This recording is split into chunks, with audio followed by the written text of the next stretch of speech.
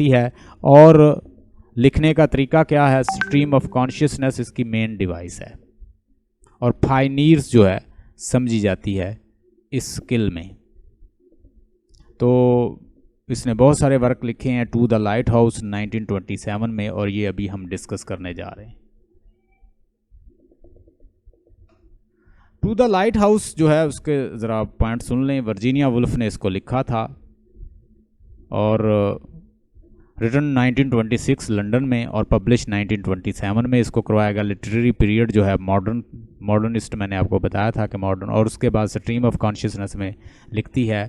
Point of view जो है वो मल्टीपल नरेटर हैं, और सेटिंग रखी गई है 1910 से 1920 स्कॉटलैंड की। स्कॉटलैंड में इनका फार्म हाउस है, और उस फार्म हाउस में ये जाते हैं फ़न के लिए, एंजॉयमेंट के लिए सारी फैमिली।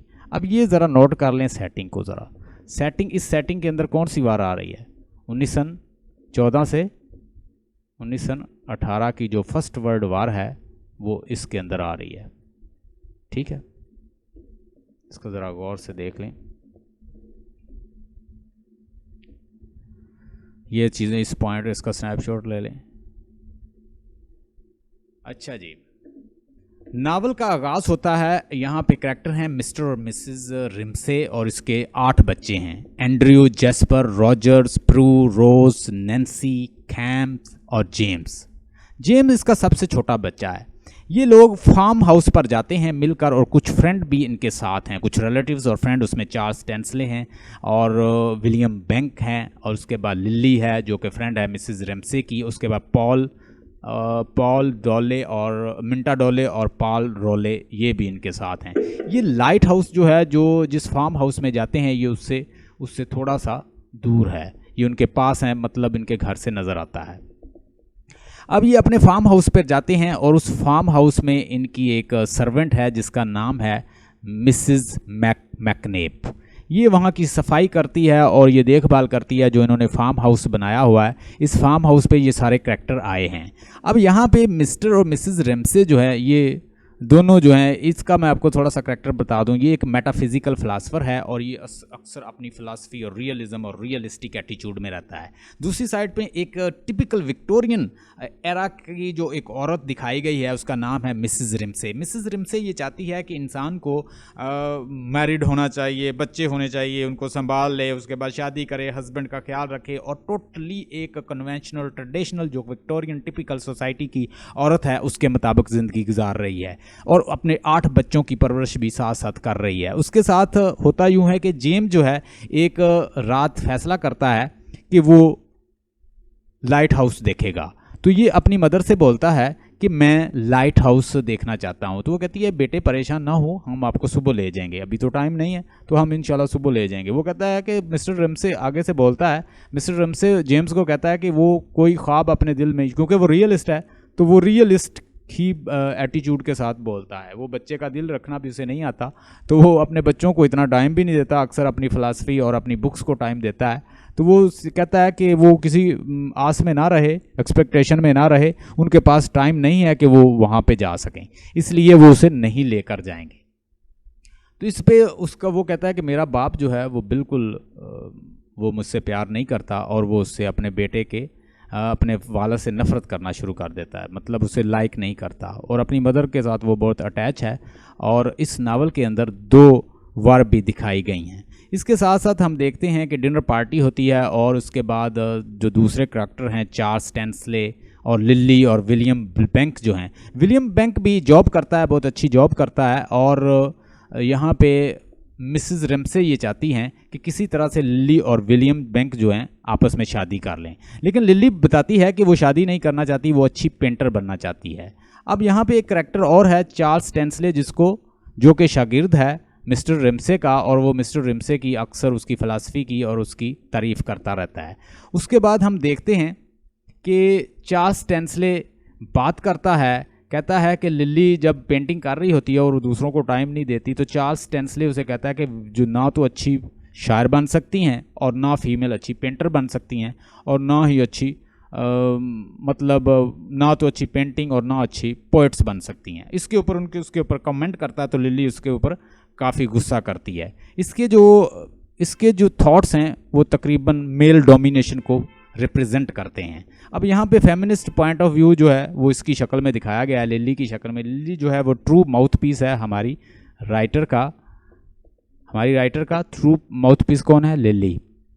एक फेमिनिस्ट व्यू देती है, वो कहती है कि वो शादी नहीं करेगी और वो क्या करेगी, वो एक अच्छी पेंटर बनेगी और वो अपनी काविश जो है वो जारी रखती है। अब दूसरा जो ये फर्स्ट पार्ट जो है विंडो जो है इसका ख़त्म हुआ है और दूसरा पार्ट शुरू हुआ है। दूसरे पार्ट के अंदर वर्ल्ड वार 1 जो है वो हो चुकी है और उस वर्ल्ड वार 1 की वजह से एक तो मिसेस रिम्से की डेथ हो चुकी है, एंड्रयू की बड़े बेटे की जंग के दौरान डेथ हो गई है और उसके बाद डेथ हो गई है प्रू की, बच्चे को जन्म देते हुए उसकी डेथ हो गई है। अब 3 कैरेक्टर की डेथ हो गई है। मिस्टर रिम्से जो है वो काफ़ी चेंज हो चुका है। पहले तो वो बच्चों को टाइम नहीं देता था, लेकिन अचानक वो फैसला करता है, बच्चे अब बहुत बड़े हो चुके हैं, अब बच्चे जो हैं उनकी ख्वाहिश नहीं रही कि वो फार्म हाउस देखें और वहाँ पे भी मिसेस जो मैकनेब है वो सफाई नहीं करती है फार्म हाउस की। और एक यक वक्त मिस्टर रिम्से का एक माइंड बनता है कि वो अपने बच्चों को दोबारा ले जाएगा और सारी फैमिली और रिलेटिव्स को दोबारा वहाँ पर लेकर जाएगा। और यहाँ पे स्ट्रीम ऑफ कॉन्शियसनेस का भी जिक्र किया गया, क्योंकि करैक्टर आप पीछे सोचेंगे,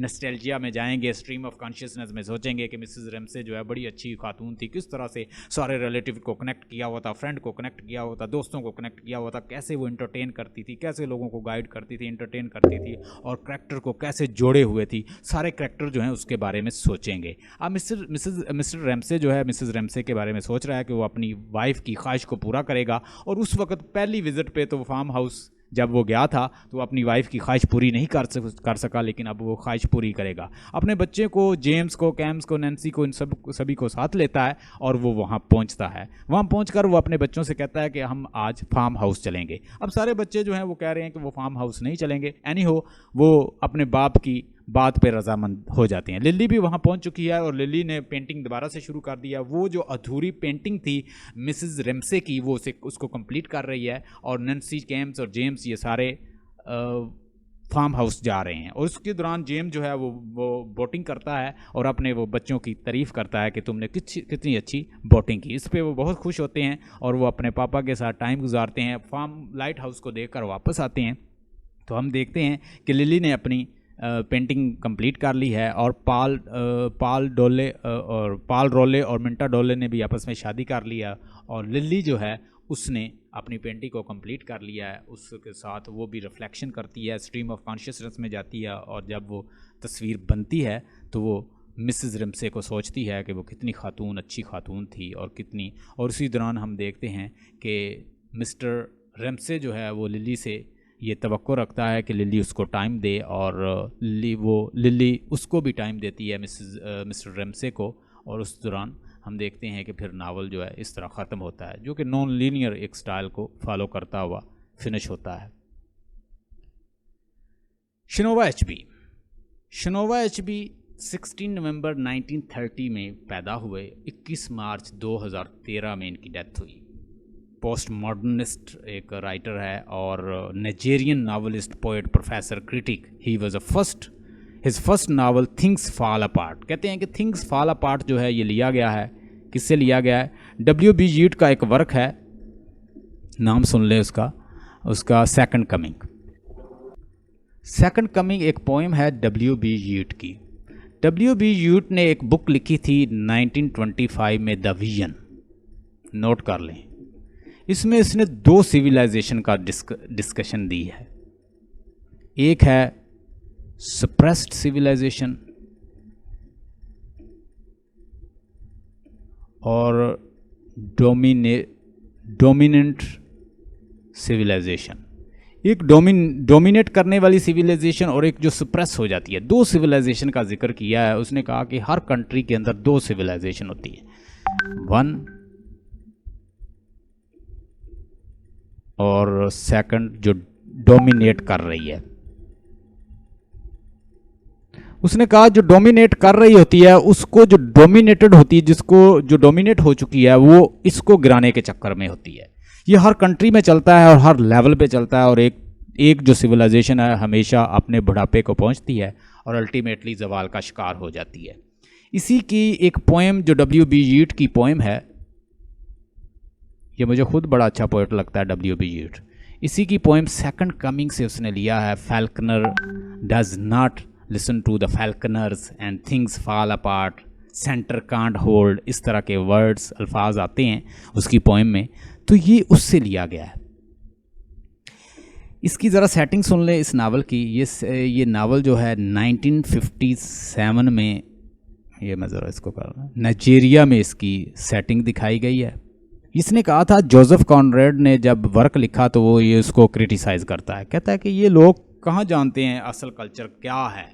अफ्रीका का कल्चर, कहता है अफ्रीका के हम लोग हैं, हम इनर चीज़ों को जानते हैं कि नाइजीरिया के अंदर क्या हुआ था, किस तरह से इम्पीरियलिस्ट और कॉलोनियलिस्ट जो हैं उन्होंने वहाँ पे आकर किस तरह से उनको सप्रेस किया, और कॉलोनियल पावर ने किस तरह उनको उनकी आइडियाज़ को चेंज किया। और वो भोले लोग थे, उनका अपना कल्चर था, अपना इग्बो कल्चर के साथ रहते थे, और उस इग्बो कल्चर को उन्होंने डिस्ट्रॉय किया और उसकी जगह पे रिप्लेस्ड कर दिया अपने कल्चर को, अपनी तहजीब को और अपने आइडियाज़ को। वो सारे पॉइंट्स को डिस्कस करता है। पब्लिश हुआ है 19 लिखा गया 1957 में, और 1958 में इसको पब्लिश किया गया, और पीरियड चल रहा था पोस्ट कॉलोनियलिज्म। इसके अंदर दिखाया गया है प्री कॉलोनियल पीरियड अफ्रीका का, और पोस्ट कॉलोनियल पीरियड जो है वो दिखाया गया है। ये नोट कर लें। थिंग्स फॉल अपार्ट, शिनोवा एचबी इसका नाम है। अक्सर लोग इसको चिनोवा एचबी कहते हैं, लेकिन असल इसकी प्रोनाउंसिएशन मैंने देखी है शिनोवा एचबी।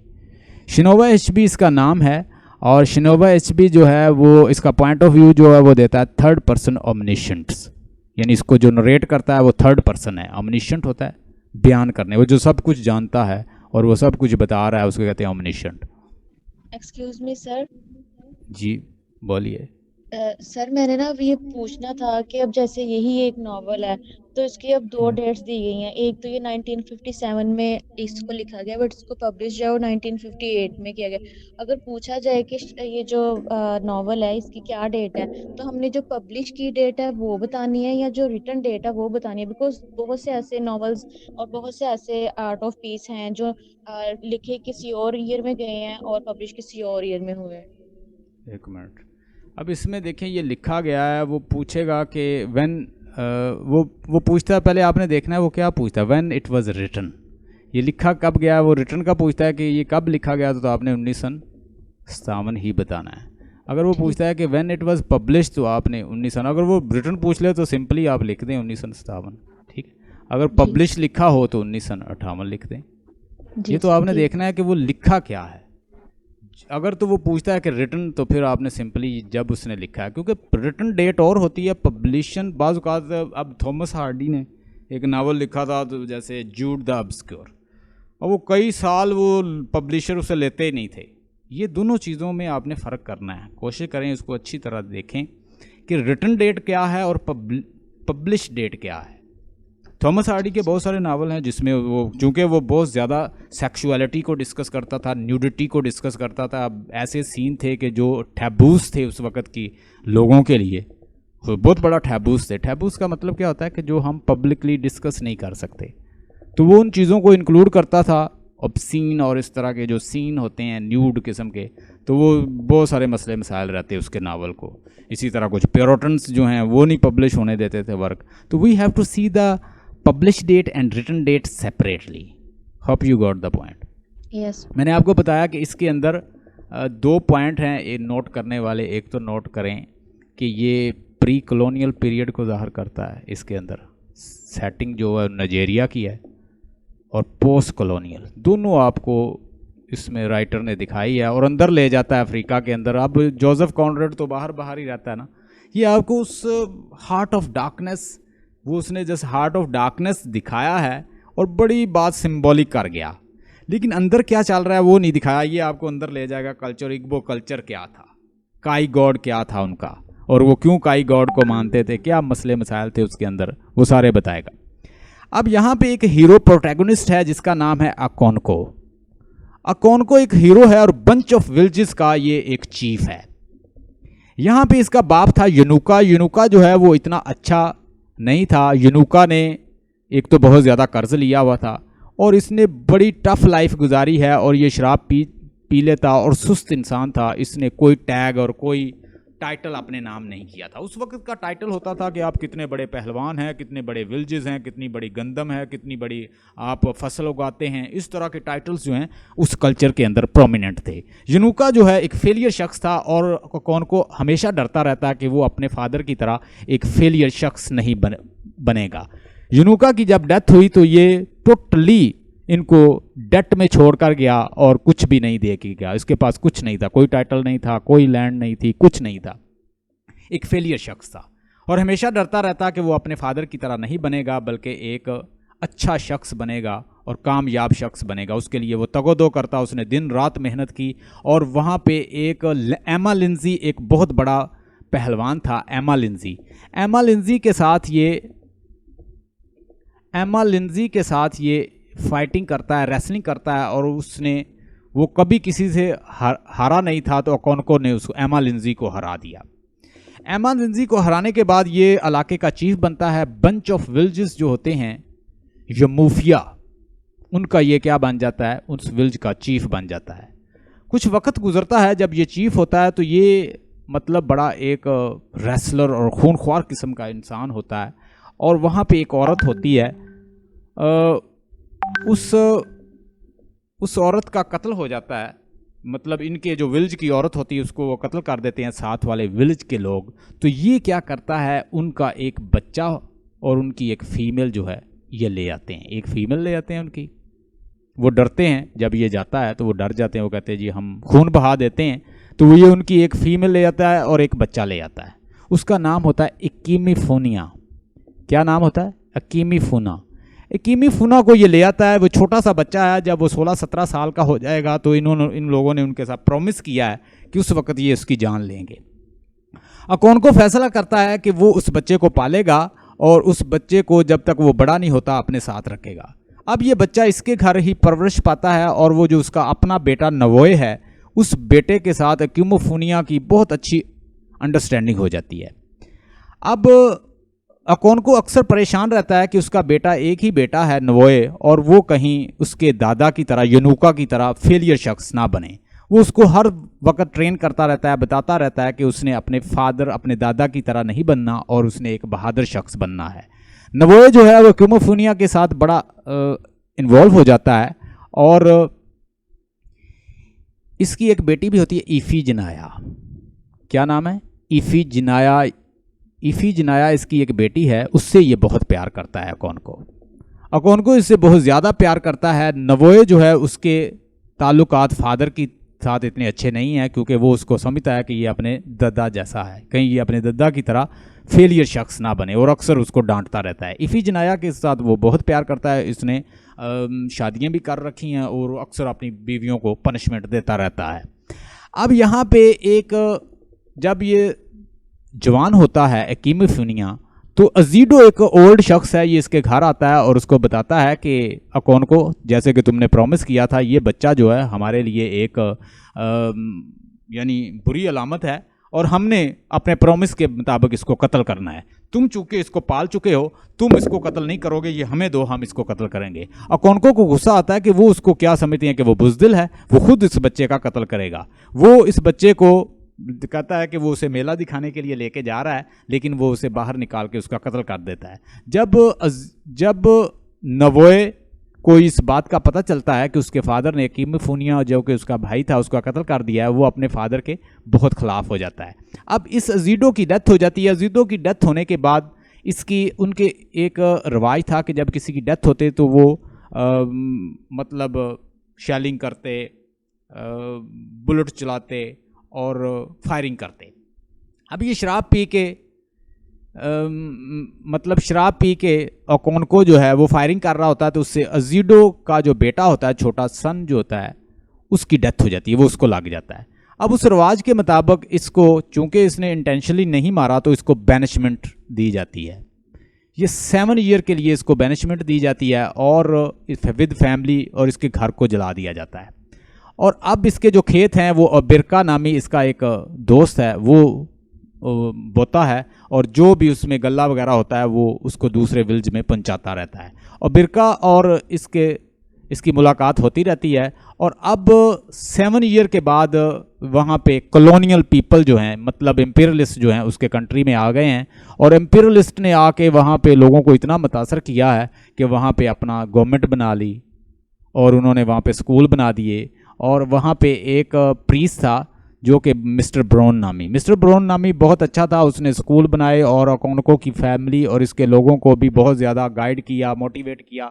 मिस्टर अकोनको की अब बैनिशमेंट भी ख़त्म हो चुकी है और अकोनको जब वापस आता है वो देखता है कि उसका बेटा नवोए जो है वो भी क्रिश्चियन हो चुका है। और वो इलाके जो जहाँ पे कभी स्पिरिट बदरूहें और स्पिरिट रहा करती थी, वहाँ पे अंग्रेज़ों ने अपने क्या बना लिए हैं, चर्चेस बना लिए हैं और उन्होंने अपने रूल्स और लॉ जो हैं वहाँ पे इम्प्लीमेंट कर दिए हैं। वो जैसे ही ये देखते हैं, अकाउंको जैसे ही वापस आता है तो अकाउंको इन चीज़ों को बर्दाश्त नहीं कर पाता और वो ये चाह रहा है कि जितने भी चीफ़ यहाँ पे मौजूद हैं वो सारे चीफ़ अकाउंको का साथ दें और वो इन अंग्रेज़ों के साथ लड़े और इनको वहाँ से निकाल दे।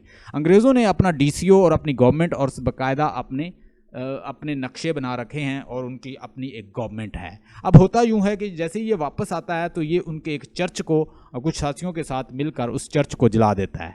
जैसे ही ये चर्च को जलाता है ये इनको पनिशमेंट देते हैं और अल्टीमेटली वो इनको सज़ा देते हैं। इसके बाद जब ये मतलब इनको पकड़ लिया जाता है, इन चीफ जितने भी इसके चिफ्टेंस इसके साथ होते हैं प्लस अकोनको को, लेकिन उसके बाद ये अंग्रेज़ों के साथ एक कंसेंसस करके कि ये जुर्माना पे करेंगे, फ़ी इसका फ़ाइन पे करेंगे तो ये छूट जाते हैं। अब अकोनको अपने दूसरे जो चीफ़ हैं उनसे ये इल्तिजा कर रहा है कि वो उसका साथ दें और वो लड़ेगा। एक दिन ये एक जगह पे इकट्ठे होकर सलाह कर रहे होते हैं, मशवरा कर रहे होते हैं, तो दूसरे जितने भी जब ये मशवरा कर रहे होते हैं तो उसके ऊपर उनको बहुत ज़्यादा गुस्सा आता है और उस इलाके के जो लोग हैं, मतलब जो इंग्लिश पीपल हैं, वो इनको पकड़ने की कोशिश करते हैं। वो इनके पीछे एक अपना रिप्रेजेंटेटिव भेजते हैं। ये रिप्रेजेंटेटिव का सर काट देता है और ये कोशिश कर रहा है कि दूसरे इसका साथ दें, लेकिन अकोनको का कोई भी साथ नहीं देता और अकोनको को ये जंग अकेले ही लड़ना पड़ती है। अकोनको का पीछा किया जाता है और बिरका को अल्टीमेटली इन्वेस्टिगेट किया जाता है और बिरका बता देता है अकोनको के बारे में और अकोनको अपने आप को हैंग कर लेता है।